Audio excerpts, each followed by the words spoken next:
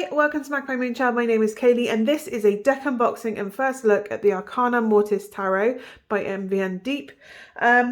This has just arrived literally at my door and I am unboxing it right away because I am so excited. I was watching this deck get created. I backed the Kickstarter as soon as it started. I followed it before it was ready, before it was launched. I made sure I signed up for the emails to get notification when it went live. It's an incredible, incredible deck.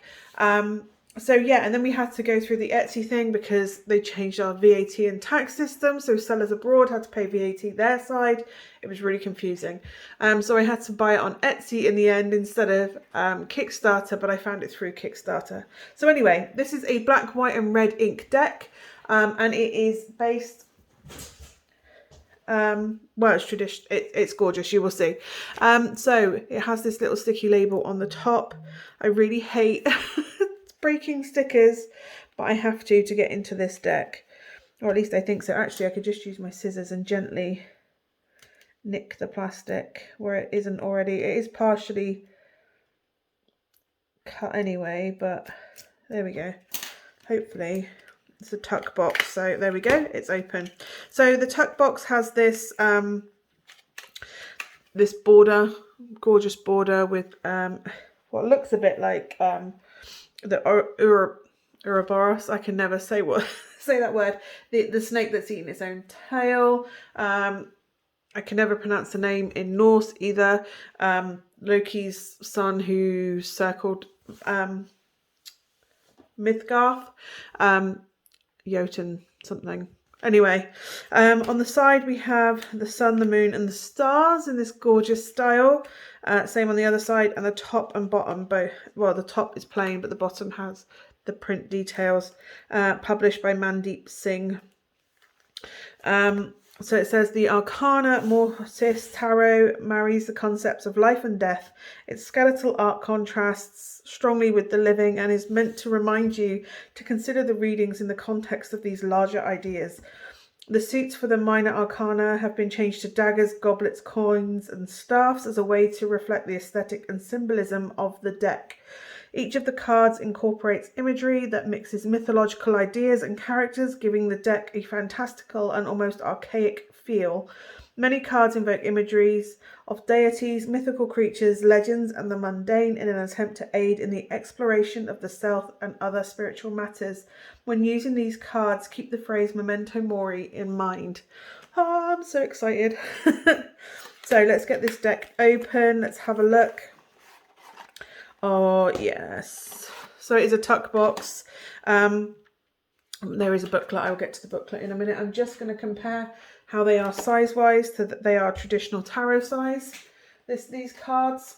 Let's have a look at them one by one and then we will see how they shuffle. So we have the Fool, the Magician. I love that back design. The High Priestess, the Empress. These are so smooth, these cards. The Emperor, very much Odin. The Hierophant. Then we have the Lovers, the Charioteer, Justice, the Hermit, the Wheel of Fortune,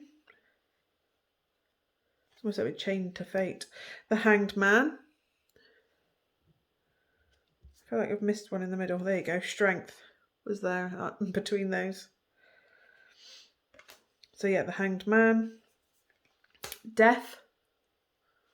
I love that image of death. Temperance. Wow, a bit like hell, but masculine. The Devil.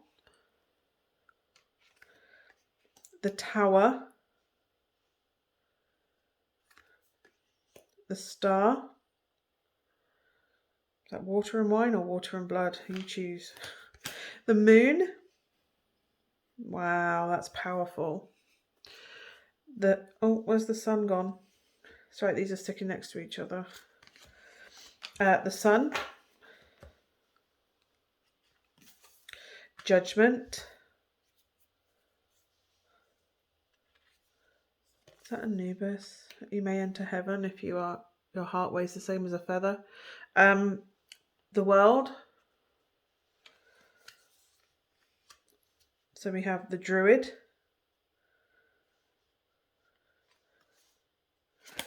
And the Fates. Yes. I knew I'd love this deck even more than I did when I ordered it.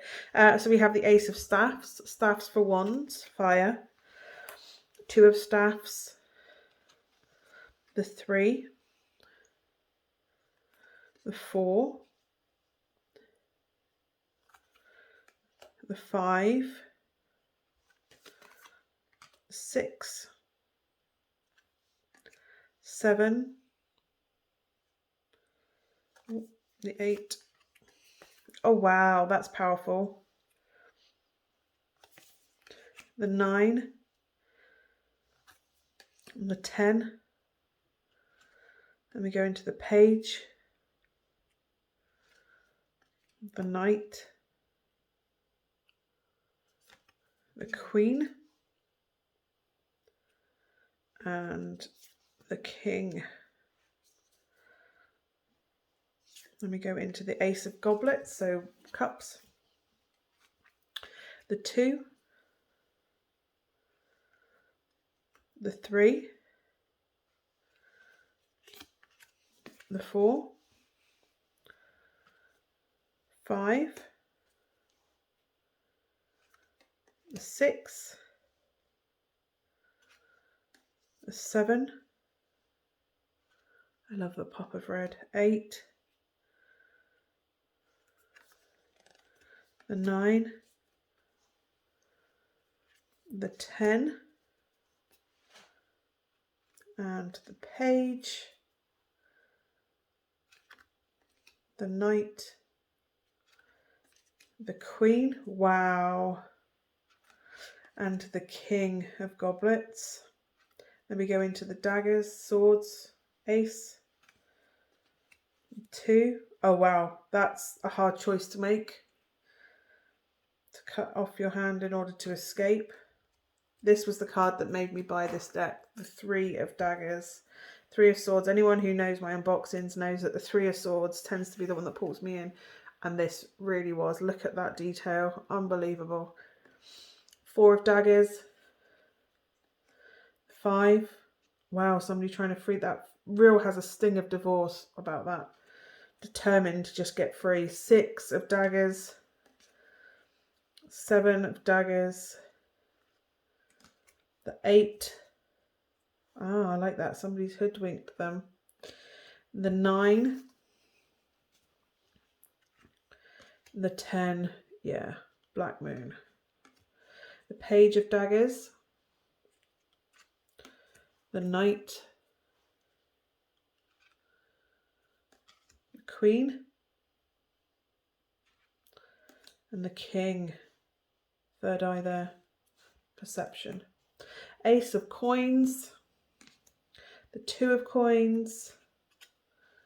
Snake Infinite again.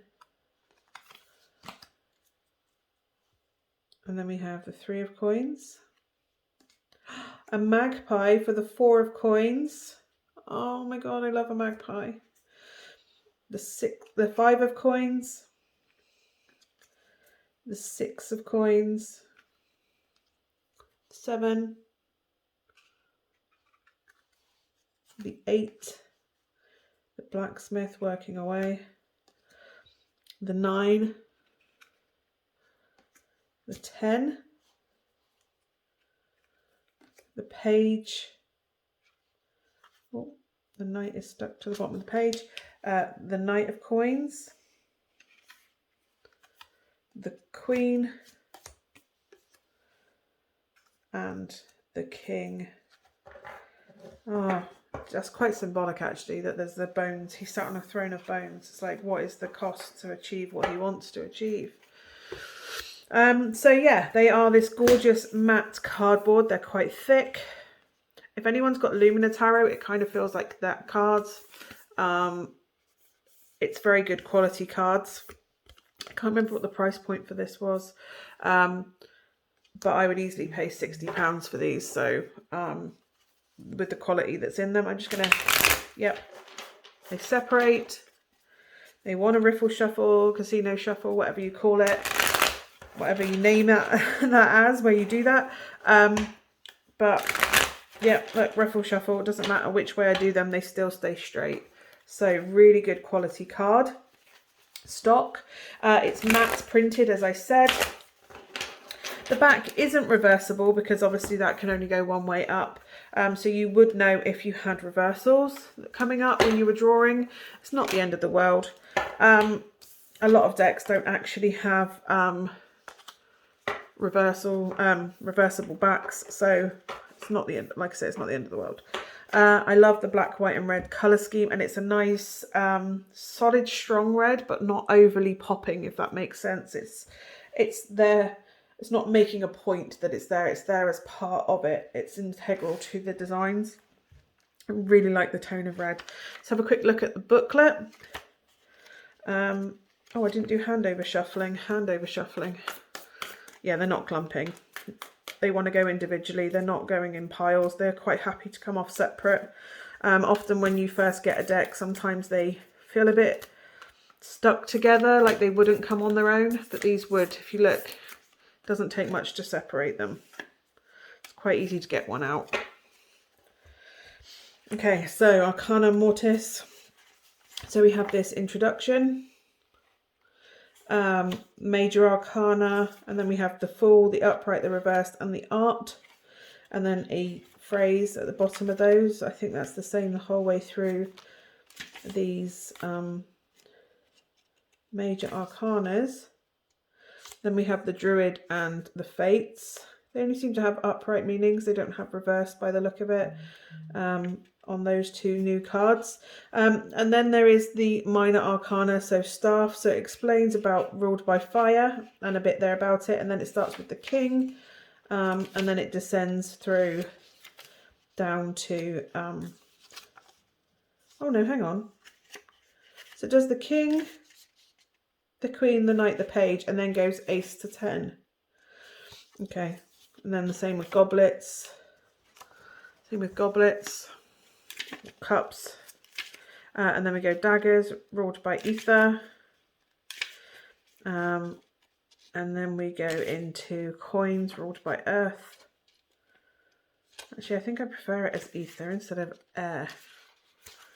That resonates. And then we have 10 of coins. Then there is the closing, and then the personal musings. I love it. I love it. I think I'm going to be using this tonight on my live.